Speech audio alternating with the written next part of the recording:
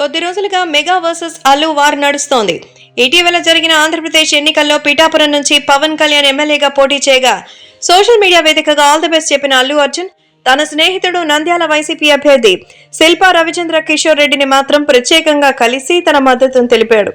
ఇదే మెగా అభిమానుల ఆగ్రహానికి కారణమైంది. అప్పటి నుంచి మెగా అభిమానులు సోషల్ మీడియా వేదికగా బన్నీపై దారుణమైన విమర్శలు చేస్తున్నారు.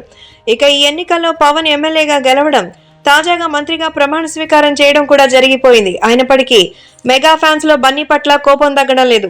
ఈ క్రమంలో మరో ఊహించని ఘటన చోటు చేసుకుంది. మెగా మేనల్లుడు సాయిధరం తేజ్ తాజాగా అల్లు అర్జున్ కి ఊహించని షాక్ ఇచ్చారు. సోషల్ మీడియా వేదికలు ట్విట్టర్, ఇన్స్టాగ్రామ్ లో బన్నీ సాయి తేజ్ అన్ఫాలో చేశారు.